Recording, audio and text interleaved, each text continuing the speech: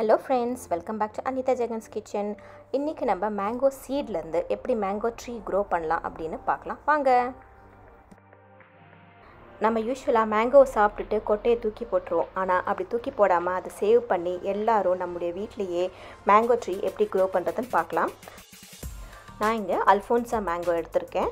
அந்த கொட்டையை நீங்கள் 2 நாள் நல்லா காய வச்சுட்டு அதுக்கப்புறமா அது ஷெல்லில் இருந்து உள்ளே இருக்க அந்த கொட்டையை நீங்கள் எடுக்கணும். மெதுவாக எடுங்க, அது டேமேஜ் ஆகாத மாதிரி நீங்கள் எடுக்கணும்.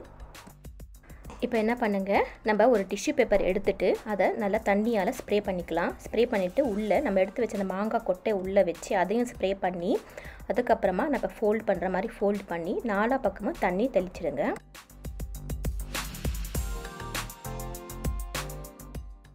இப்போ என்ன பண்ணணும் அப்படின்னாக்க ஒரு ஜிப்லாக் பேக் அப்படி இல்லைனாக்கா ஒரு பிளாஸ்டிக் பேக் எடுத்துக்கோங்க.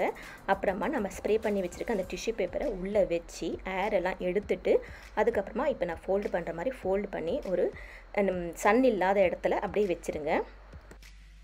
எனக்கு இங்கே 2 வீக்ஸ் ஆச்சு இந்த மாதிரி ரூட்ஸ் வரத்துக்கு, குட்டியோண்டு ரூட்ஸு.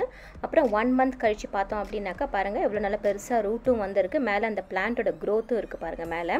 ஸோ நீங்கள் வந்து எவ்ரி வீக் அந்த டிஷ்யூ பேப்பரை சேஞ்ச் பண்ணணும். ஸோ எவ்ரி டைம்ஸ் நீங்கள் சேஞ்ச் பண்ணும்போது அந்த வாட்டர் ஸ்ப்ரே பண்ணி இன்னும் அந்த ஜிப்லாக் பேக்கில் உள்ளே வச்சுருங்க.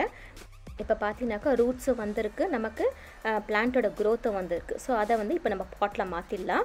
நான் வந்து பாட் சாயிலும் காம்போஸ்ட்டும் 50-50 எடுத்திருக்கேன். ஸோ இப்போ அந்த பாட்டில் வச்சு நம்ம புதைச்சிடலாம். எல்லாமே ஃபுல்லாக கவர் பண்ணிவிட்டு தண்ணி ஊற்றிடலாம்.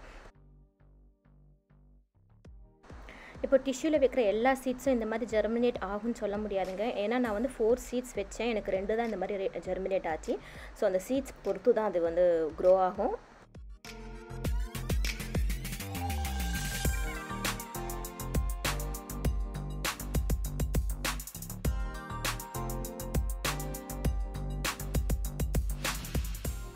இப்போ பார்த்தீங்கன்னாக்கா சீட்ஸில் நல்லா நம்ம கவர் பண்ணியாச்சு. இப்போ நம்ம தண்ணி ஊற்றிட்டு தண்ணி கீழே ட்ரெயின் ஆகிற வரைக்கும் நீங்கள் தண்ணி ஊற்றி அப்புறமா அப்படியே வச்சுருங்க.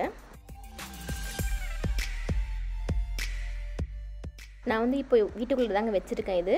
ஸோ 1 வீக்கில் பார்த்தீங்கன்னாக்கா நல்லா க்ரோ வந்திருக்கு. இப்போ 15 to 20 டேஸில் லீவ்ஸில் நல்லா கொஞ்சம் பெருசாக ஆரம்பிச்சிருக்கு. அப்புறமா 1 மந்த் கழித்து பார்த்தோம் அப்படின்னாக்கா பாருங்கள் நல்லா பெருசாகி லீவ்ஸோட கலரும் சேஞ்ச் ஆகிட்டு நல்லா க்ரீனாக வந்திருக்குங்க. இந்த பிளான்ட்டோட க்ரோத்தை இன்னொரு வீடியோவில் நான் அப்டேட் பண்ணி போடுறேன். எல்லாருக்கும் இந்த வீடியோ பிடிச்சிருக்குன்னு நினைக்கிறேன். ஸோ லைக் பண்ணி சப்ஸ்கிரைப் பண்ணுங்கள். See you next video. Bye.